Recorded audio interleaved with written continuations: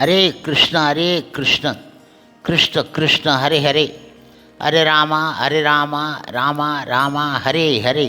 குட்டி கதைகள் 1110. இந்த கலியுகம் எனும் இருள் சூழ்ந்த காட்டில் ஆன்மீக பாதைக்கு ஆன சிறந்த வழிகாட்டியாக வெளிச்சம் இட்டு காட்டும் பகவத்கீதை உண்மை உருவில் ஆனது. அதில் உள்ள முக்கியமான பதங்களை மட்டும் பொருள் உரை உடன் வரிசைப்படி காண்போம்.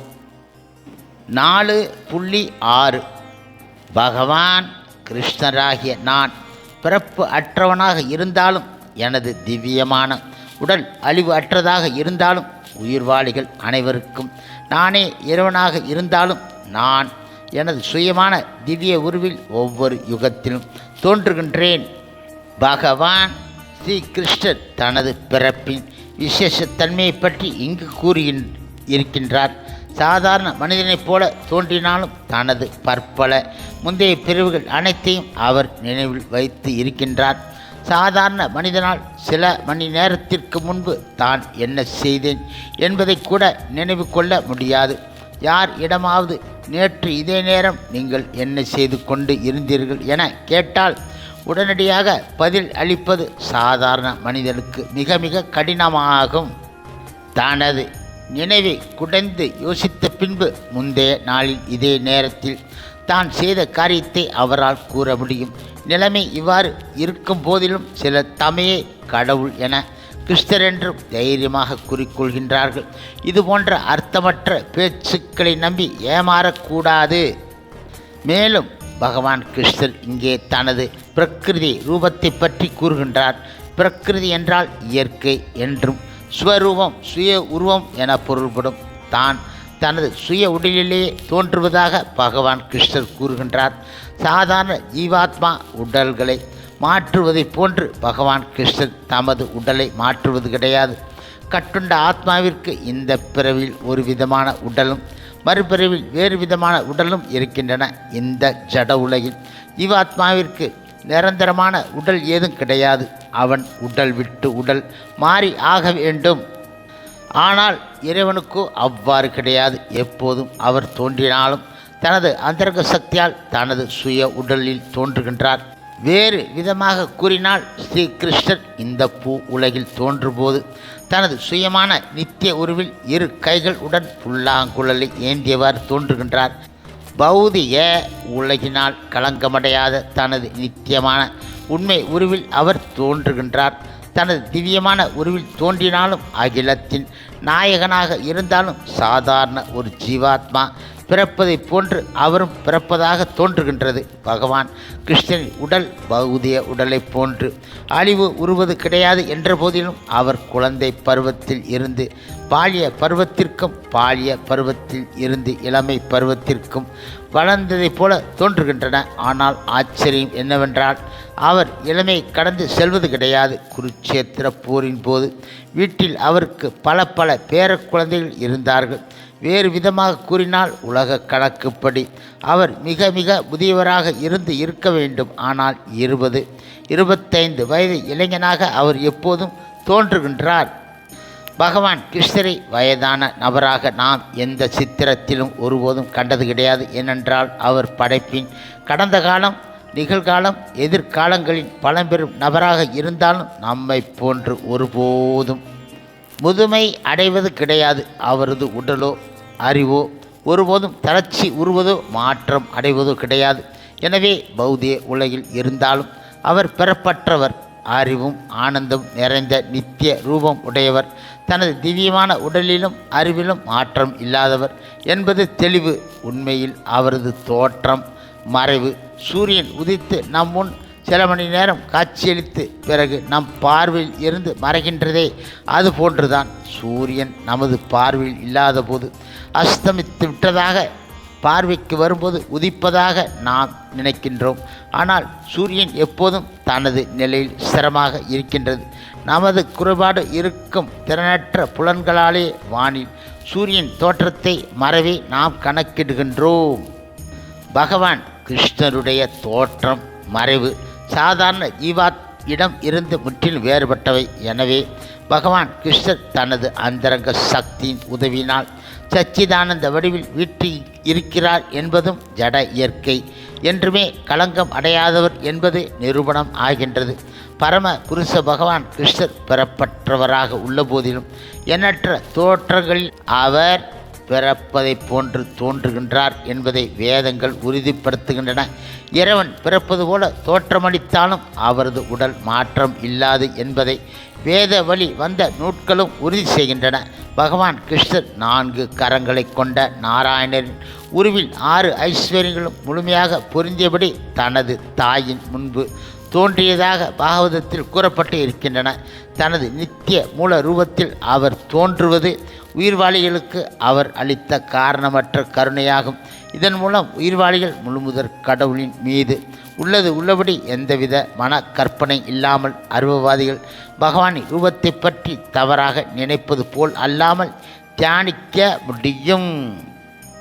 பகவான் கிருஷ்ணர் தனது முந்தைய தோற்றங்களையும் மறைவுகளையும் முற்றிலும் உணர்பவராக இருக்கின்றார்.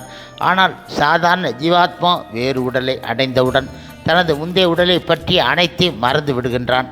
கிருஷ்ணரே எல்லா உயிர்வாளிகளுக்கும் இறைவன் ஆவார். ஏனென்றால் அவர் இந்த பூ உலகில் இருந்தபோது மனித சக்திக்கு அப்பாற்பட்ட அதிசயமான பெருச்செயல்கள் பலவற்றை செய்தார். எனவே தனக்கும் தனது உருவத்திற்கும் அல்லது தனது குணத்திற்கும் உடலுக்கும் எந்தவித வேறுபாடும் இல்லாத பூரண உண்மையாக பகவான் கிருஷ்ணர் எப்போதும் விளங்குகின்றார் என்பது தெளிவு. இப்போது அவர் இந்த உலகில் தோன்றி மறைவதற்கான காரணம் என்ன என்ற கேள்வி எழலாம். இது அடுத்த பதத்தில் விளக்கப்படுகின்றது. 4.7 எப்போதெல்லாம் எங்கு எல்லாம் தர்மம் சீர்குலைந்த அதர்மம் ஆதிக்கம் செலுத்துகின்றதோ பரதகுல தோன்றலே அப்போதெல்லாம் நான் தோன்றுகின்றேன். சிறுசாமி என்னும் சொல் இங்கு முக்கியமானதாகும். சிறுசாமி என்ற சொல்லை படைப்பு என்னும் பொருளில் உபயோகிக்க முடியாது. ஏனென்றால் பகவான் கிருஷ்ணரது அனைத்து ரூபங்களும் நித்தியமானவை என்பதால் அவரது உடலுக்கும் படைப்பு என்பது கிடையாது என்பது முந்தைய பதத்தில் விளக்கப்பட்டன. எனவே சிறுசாமி என்பது பகவான் கிருஷ்ணர் தனது சுய உருவில் தோன்றுவதை குறிக்கின்றன. பிரம்மாவின் பகலில் 7வது மனுவின் 28வது யுகத்தில் துவாபர யுகத்தில் இறுதி என்ற ஒரு வரை அறையின்படி பகவான் தோன்றினாலும் அவர் இத்தகு சட்டம் திட்டம் இவைகளுக்கு உட்பட வேண்டிய அவசியம் ஏதும் கிடையாது. ஏனென்றால் தனது விருப்பப்படி எந்த ஒரு வழியிலும் செயல்பட அவருக்கு பூரண சுதந்திரம் இருக்கின்றன. எனவே உண்மையான தர்மம் மறைந்து அதர்மம் ஆதிக்கம் செலுத்தும் போது அவர் தனது சுய விருப்பத்தால் தோன்றுகின்றார். தர்மத்தின் நியதிகள் வேதங்களில் விதிக்கப்பட்டு இருக்கின்றன. வேத விதிகளை ஒருவன் முறையாக செயலாற்ற மறுக்கும்போது அது அதர்மம் ஆகிவிடுகின்றது. ஸ்ரீமத் பாகவதத்தில் இந்த கொள்கைகள் கடவுளின் கிருஷ்ணரின் சட்டங்கள் என வர்ணிக்கப்பட்டு இருக்கின்றன. கடவுளால் மட்டுமே தர்மத்தை உருவாக்க முடியும். மேலும் வேதங்கள் முதலில் பிரம்மா ஹிருதயத்தில் பகவான் கிருஷ்ணரால் உபதேசிக்கப்பட்டவையாக ஏற்றுக்கொள்ளப்படுகின்றன. எனவே தர்மத்தின் கொள்கைகள் பரமபுருஷ பகவான் கிருஷ்ணரின் நேரடி கட்டளைகள் ஆகும். தர்மம் து சாட்சாத் பகவத் பிரணிதம். இந்த கொள்கைகள் பகவத்கீதை முழுவதும் தெளிவாக குறிப்பிடப்படுகின்றன. அத்தகு கொள்கைகளை முழுமுதற் கடவுளின் கிருஷ்ணரின் ஆணையின்படி நிலை நிறுத்துவது வேதங்களின் குறிக்கோளாகும். மேலும் தர்மத்தின் மிக உயர்ந்த கொள்கை தன்னிடம் சரண் அடைவது அல்லாமல் வேறொன்று இல்லை என்பதை கீதையின் முடிவில் பகவான் கிருஷ்ணர் நேரடியாக ஆணையிடுகின்றார். வேத கொள்கைகள் அவரிடம் முழுமையாக சரண் அடைவதை நோக்கி ஒருவனை கொண்டு செல்கின்றன. அந்த கொள்கைகள் அசுரர்களால் துன்புறுத்தப்படும் போது பகவான் கிருஷ்ணர் தோன்றுகின்றார். லௌகிகம் மிக தீவிரமாகி லௌகிகவாதிகள் வேத நீதிகளை தங்களது சுய நலனுக்காக துஷ்பிரயோகம் செய்தபோது தோன்றிய கிருஷ்ணரின் அவதாரமே புத்தர் என்பதை நாம் பாகவதத்தில் அறிகின்றோம். சில குறிப்பிட்ட நோக்கத்தை அடையும் பொருட்டு மிருகபலியில் ஈடுபடுவோருக்கு பற்பல சட்டம் திட்டம் இவைகளும் விதிமுறைகளும் வேதங்களில் கொடுக்கப்படுகின்றன. இருப்பினும் அசுர எண்ணம் கொண்ட மக்கள் வேத விதிமுறைகளை கண்டுகொள்ளாமல் மிருகபலியில் ஈடுபட்டார்கள். அந்த அபத்தத்தை தடுப்பதற்காக வேத கொள்கையான அகிம்சை நிலை நிறுத்துவதற்காக புத்தர் தோன்றினார்.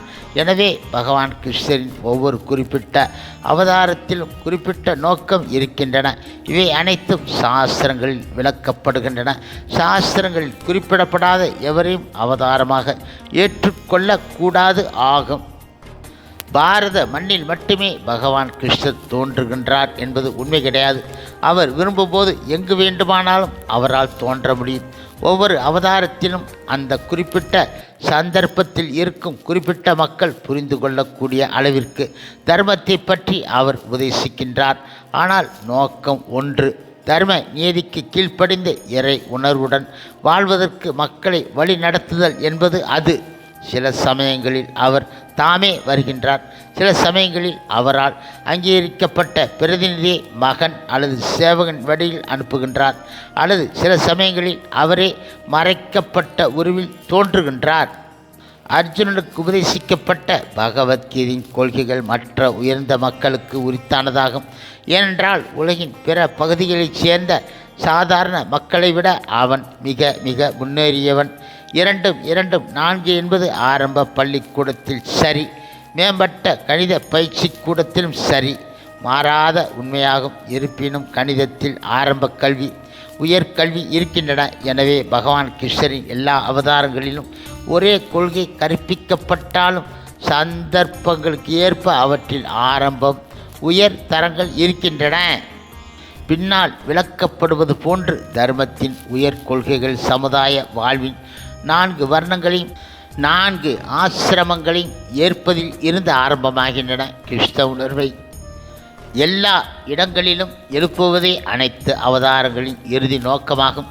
இந்த உணர்வு வெவ்வேறு சூழ்நிலைகளுக்கு தகுந்தாற்போல சில சமயங்களில் தோன்றும், சில சமயங்களில் தோன்றாது ஆகும். 4.8 பக்தர்களை காத்து துஷ்டர்களை அழித்து தர்மத்தின் கொள்கைகளை மீண்டும் நிலை நிறுத்துவதற்காக நானே யுகந்தோறும் தோன்றுகின்றேன் என்கிறார் கிருஷ்ணர். பகவத்கீதையின்படி சாது என்றால் கிருஷ்ண உணர்வு உடையவனை குறிக்கும். ஒருவன் தர்மத்தை கடைபிடிக்காதது போல தோன்றினான் கிருஷ்ண உணர்வின் தகுதிகளை முழுமையாக பெற்றிருந்தால் அவனை சாது என அறிந்து கொள்ள வேண்டும். துஷ்கிருதாம் எனும் சொல் கிருஷ்ண உணர்வை அலட்சியம் செய்பவனை குறிக்கின்றது. இத்தகைய துஷ்டர்கள் துஷ்கிருதாம் பௌதிக கல்வியினால் அலங்கரிக்கப்பட்டு இருந்தாலும் முட்டாள்களாக மனிதரில் கடைநிலை உள்ளவர்களாக வர்ணிக்கப்படுகின்றார்கள். அதே சமயம் கல்வி அறிவு உயர் பண்பாடு இல்லாதவனாக இருந்தாலும் 100% கிருஷ்ண உணர்வில் ஈடுபட்டு இருப்பவன் சாதுவாக ஏற்றுக்கொள்ளப்படுகின்றான். நாஸ்திகர்களை பொறுத்தவரை கம்சன் ராவணன் போன்ற அசுரர்களை அவர் வதம் செய்கின்றார் என்ற போதிலும் அவர்களை அழிப்பதற்காக தோன்ற வேண்டிய அவசியம் முழுமுதற் கடவுளுக்கு கிடையவே கிடையாது. அசுரர்களை அழிக்கும் திறன் வாய்ந்த பிரதிநிதிகள் பலர் அவரிடம் இருக்கின்றார்கள். எனவே அசுரர்களால் எப்போதும் தொல்லைக்கு உள்ளாக்கப்படும் தனது களங்கமற்ற பக்தர்களின் மகிழ்ச்சிக்காக பகவான் தோன்றுகின்றார். தனது சொந்த உறவினராக இருந்தாலும் அசுரன் பக்தனுக்கு தொல்லை தருகின்றான். இரணிய கசுவின் மகனாக இருந்த போதிலும் பிரகலாத மகாராஜர் தனது தந்தையினால் மாபெரும் துன்பத்திற்கு ஆளானார். பகவான் கிருஷ்ணர் தங்களது மகனாக பிறக்கப் போகின்றார் என்ற காரணத்தால் தேவகியும் கம்சனின் சகோதரி கிருஷ்ணரின் தாய் அவரது கணவர் வசுதேவர் கம்சனால் தொல்லைக்கு உட்படுத்தப்பட்டார்கள். எனவே கம்சனை கொல்வதற்காக என்பதை விட தேவையை காப்பதற்காக பகவான் ஸ்ரீ கிருஷ்ணர் தோன்றினார். ஆனால் இவை இரண்டும் ஒரே சமயத்தில் நடத்தப்பட்டன. எனவேதான் பக்தர்களை விடுவிக்க துஷ்டர்களை அழிக்க பல்வேறு அவதாரங்களில் பகவான் கிருஷ்ணர் தோன்றுவதாக இங்கு கூறப்படுகின்றன. கிருஷ்ணதாச கவிராஜின் சைத்தன்ய சரித்தாமிரத்தில் மத்திய லீலை 20.263 பின்வரும் பதங்கள் அவதார தத்துவங்களை சுருக்கமாக கூறுகின்றன. ஜட உலகில் தோன்றுவதற்காக முழுமுதற் கடவுள் தனது திருநாட்டில் இருந்து கீழ் இறங்கி வருகிறார். அவ்வாறு அவர் தோன்றும்போது அவதாரம் என்று அழைக்கப்படுகின்றார்கள். ஆன்மீக உலகில் நிரந்தரமாக உள்ள இந்த ரூபங்கள் பௌதிக படைப்பிற்குள் தோன்றும்போது அவதாரம் என்ற பெயரை பெறுகின்றார்கள். புருஷ அவதாரங்கள், குண அவதாரங்கள், லீலா அவதாரங்கள், சக்தி ஆவேஷ அவதாரங்கள், மன்வந்தர அவதாரங்கள், யுக அவதாரங்கள் என பல்வேறு அவதாரங்கள் இருக்கின்றன. அகிலமெங்கும் குறிப்பிட்ட நேரத்தில் அவர்கள் தோன்றுகின்றார்கள். ஆயினும் பகவான் கிருஷ்ணரே எல்லா அவதாரங்களின் மூல புருஷர் ஆவார். தனது பிருந்தாவன லீலைகளை காண்பதற்கு பேராவல் கொண்டு இருக்கும் தூய பக்தர்களின் ஏக்கத்தை தீர்ப்பது என்னும் முக்கிய நோக்கத்திற்காக பகவான் ஸ்ரீ கிருஷ்ணர் தோன்றுகின்றார். எனவே கிருஷ்ண அவதாரத்தின் முக்கிய காரணம் அவரது களங்கமற்ற பக்தர்களை திருப்தி செய்வது ஆகும். பகவான் கிருஷ்ணர் ஒவ்வொரு யுகத்திலும் தானே அவதரிப்பதாக கூறுகின்றார். இந்த கூற்று கலியுகத்திலும் அவர் அவதரிப்பதை காட்டுகின்றது. ஸ்ரீமத் பாகவதத்தில் கூறி இருக்கும்படி சங்கீர்த்தன இயக்கத்தின் மூலம், அதாவது நிறைய மக்களுடன் இணைந்து திருநாமத்தை பாடுவதன் மூலம் கிருஷ்ண வழிபாட்டையும் கிருஷ்ண உணர்வையும் பாரதம் முழுக்க பிரச்சாரம் செய்த பகவான் சைத்தன்ய மகாபுருவே இந்த கலியுகத்தின் அவதாரமாவார். இந்த சங்கீர்த்தன கலாச்சாரம் ஒவ்வொரு நகரத்திலும் ஒவ்வொரு கிராமத்திலும் பரவும் என அவர் முன்னரே கூறியிருக்கின்றார். முழுமுதற் கடவுள் ஸ்ரீ கிருஷ்ணன் அவதாரமான சைத்தன்யரை பற்றிய விளக்கங்கள் உபனிஷத்துக்கள், மகாபாரதம், பாகவதம் போன்ற வேத நூல்களில் ரகசியமான பகுதிகளில் நேரடியாக அல்லாமல் மறைமுகமாக கொடுக்கப்பட்டு இருக்கின்றன. ஸ்ரீ கிருஷ்ணன் பக்தர்கள் சைத்தன்ய சங்கீர்த்தன இயக்கத்தால் மிக கவரப்படுகின்றார்கள். இந்த அவதாரத்தில் பகவான் துஷ்டர்களை கொல்வது கிடையாது, மாறாக தனது காரணமற்ற கருணையின் மூலம் அவர்களை விடுவிக்கின்றார். அவர் 4.9 எனது தோற்றம் செயல்கள் திவ்யமானவை என்பதை எவன் ஒருவன் அறிகின்றானோ அவன் இந்த உடலை விட்ட பின்பு மீண்டும் இந்த பௌதிக உலகில் பிறவி எடுப்பது இல்லை அர்ஜுனா. அவன் எனது நித்திய உலகை அடைகின்றான் என்கின்றார் கிருஷ்ணர். பகவான் கிருஷ்ணர் தனது திவ்யமான லோகத்தில் இருந்து இறங்கி வருவதை பற்றி ஏற்கனவே 6வது பதத்தில் விளக்கப்பட்டது. பரமபுருஷ பகவான் கிருஷ்ணரின் பிறப்பை பற்றிய இந்த உண்மையை அறிந்தவன் பௌதிக பந்தத்தில் இருந்து விடுதலை பெற்றவன் ஆவான். எனவே அவன் தனது தற்போதைய பௌதிக உடலை நீத்தவுடன் இறைவனின் திருநாட்டிற்கு திரும்புகின்றான். பௌதிக பந்தத்தில் இருந்து ஆத்மா விடுதலை பெறுவது எளிதானது கிடையாது. அருவவாதிகளும் யோகிகளும் பற்பல துன்பத்திற்கும் பிறவிகளுக்கு பிறகு முக்தி அடைகின்றார்கள். இறைவனின் பிரம்மஜோதியில் கலக்கும் அவர்களது முக்தி முழுமையானது கிடையாது. இந்த பௌதிக உலகிற்கு மீண்டும் திரும்பும் அபாயம் அவர்களுக்கு உண்டு. ஆனால் இறைவனின் உடல் மற்றும் செயல்களின் தெய்வீக இயற்கை அறிந்துள்ள பக்தன் இந்த உடலை நீத்த பின்பு இறைவனின் திருநாட்டை அடைவது உடன் இந்த பௌதிக உலகிற்கு மீண்டும் திரும்பி வரும் அபாயத்தில் இருந்து விடுபடுகின்றான். பிரம்ம சமிதையில் 5.33 கடவுளுக்கு பற்பல ரூபங்களும் அவதாரங்களும் இருப்பதாக விளக்கப்படுகின்றன. இறைவனுக்கு அநேக தெய்வீக ரூபங்கள் இருப்பினும் அவர்கள் அனைவரும் ஒரே முழுமுதற் கடவுள். பௌதிக அறிஞர்களாலும் அனுபவத்தை நம்பும் தத்துவ ஞானிகளால் இதனை கிரகித்து கொள்ள இயலாத போதிலும் இந்த உண்மை உறுதியான நம்பிக்கையுடன் புரிந்து கொள்ளப்பட வேண்டும். வேதத்தில் இது கூறப்பட்டு இருக்கின்றன. ஒரே பரமபுருஷ பகவான் தனது களங்கமற்ற பக்தர்கள் உடன் பற்பல தெய்வீக ரூபங்களின் மூலம் நித்தியமாக லீலை புரிகின்றார். இதே வேத கருத்து கீதையின் இந்த பதத்தில் பகவான் கிருஷ்ணராலும் உறுதி செய்யப்படுகின்றன. இந்த உண்மையை வேதங்கள் மற்றும் பரமபுருஷ பகவானின் அதிகார பலத்தால் ஏற்றுக்கொள்பவனும் தத்துவ கற்பனையில் காலத்தை வீண் அடிக்காதவன் முக்தியின் உயர்ந்த பக்குவத்தை அடைகின்றான். இந்த உண்மையை நம்பிக்கையுடன் ஏற்பதால் ஒருவன் சந்தேகம் இல்லாமல் முக்தி அடைகின்றான். பகவான் கிருஷ்ணரை பரமனாக ஏற்பவன் அல்லது அவரிடம் சென்று நீரே பரபிரமன் பரமபுருஷ பகவான் என கூறுபவன் உடனே முக்தி பெறுவது நிச்சயம். இதன் விளைவாக அவன் பகவான் கிருஷ்ணருடனான தெய்வீக உறவில் நுழைவது உறுதி. வேறு விதமாக கூறினால் இத்தகு நம்பிக்கையுடைய பக்தன் பக்குவ நிலையை அடைகின்றான். இது பின்வரும் வேத வாக்கியத்தால் உறுதிப்படுத்தப்படுகின்றன. பரம புருஷ பகவான் கிருஷ்ணரை பற்றி அறிவதால் ஒருவன் பிறப்பு, இறப்பு, முதுமை, நோய் இவற்றில் இருந்து விடுபட்டு முக்தியின் பக்குவ நிலையை அடைய முடியும். இந்த பக்குவத்தை அடைவதற்கு வேறு எந்த ஒரு வழியும் கிடையாது. பகவான் கிருஷ்ணரை பரம புருஷ பகவானாக அறியாதவர்கள் தமோ குணத்தில் இருக்கின்றார்கள். தேன் பாட்டிலை வெளியில் இருந்து நக்குவதைப் போல தங்களது ஜட புலமையினால் பகவத்கீதைக்கு விளக்கமளிக்கும் அத்தகு தமோ குண மக்கள் முக்தி பெறுவது சாத்தியம் கிடையாது. அனுபவத்தை நம்பும் இத்தகு தத்துவவாதிகள் ஜட உலகில் மிகப்பெரிய பதவிகளை பெற்றாலும் முக்திக்கு தகுதி உடையவர் கிடையாது. இத்தகு கர்வமிகு ஏற்று அறிஞர்கள் கிருஷ்ண பக்தரின் காரணமற்ற கருணைக்காக காத்து இருக்க வேண்டியதுதான். எனவே நம்பிக்கை உடனும் அறிவு உடனும் கிருஷ்ண உணர்வை வளர்த்து பக்குவம் அடைவது அவசியமாகும். 4.10 பற்றுதல், பயம், கோபம் இவற்றிலிருந்து விடுபட்டு முழுவதும் எண்ணில் லயித்து என்னை சரணடைந்த பற்பல நபர்கள் பகவான் கிருஷ்ணராகிய என்னை பற்றிய அறிவால் இதற்கு முன் தூய்மை அடைந்து இருக்கின்றார்கள். இவ்வாறாக அவர்கள் எல்லோரும் முழுமுதற் கடவுள் மற்றும் பரமபுருஷ பகவான் ஸ்ரீ கிருஷ்ணராகிய என் மீது திவ்யமான அன்பு உடையவர்கள் ஆகின்றார்கள்.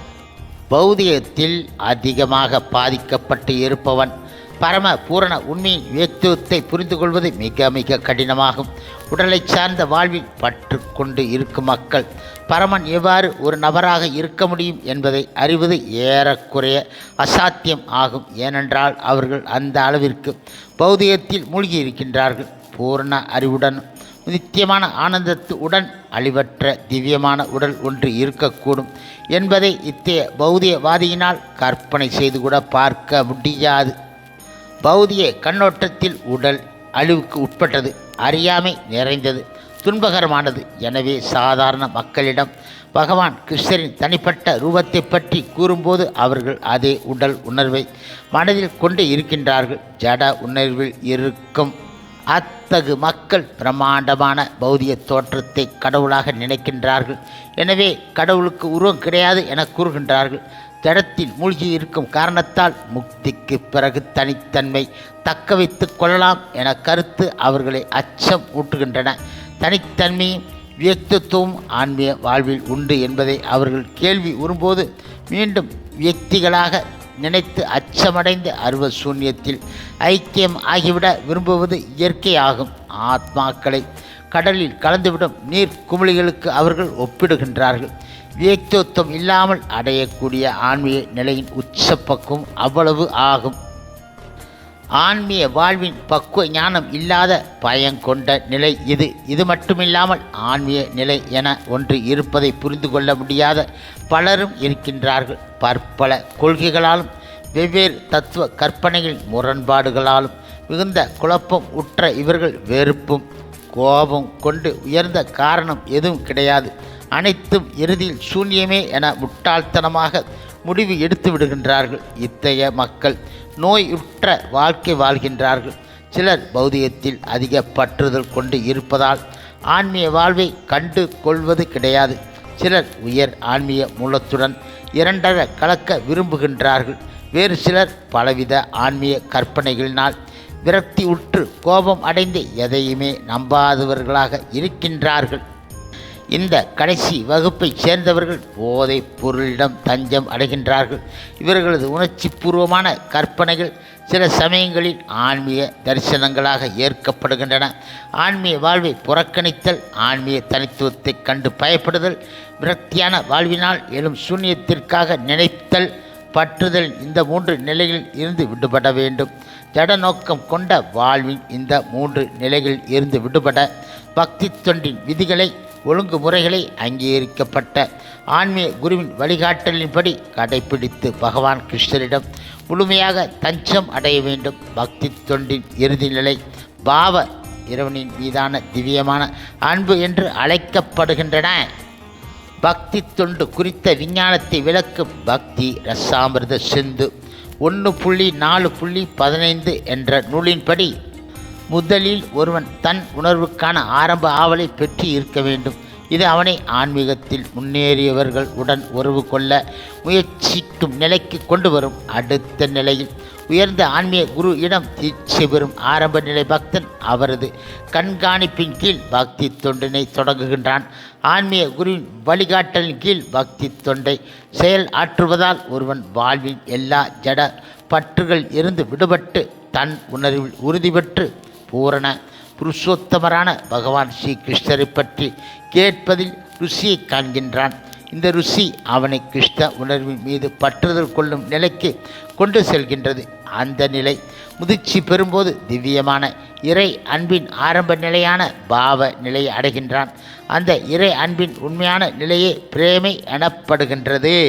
அதுவே வாழ்வின் மிக உயர்ந்த பக்குவ நிலையாகும். அந்த பிரேமை நிலையில் ஒருவன் இறைவனின் அன்பு தொண்டில் இடையராது ஈடுபட்டு இருக்கின்றான்.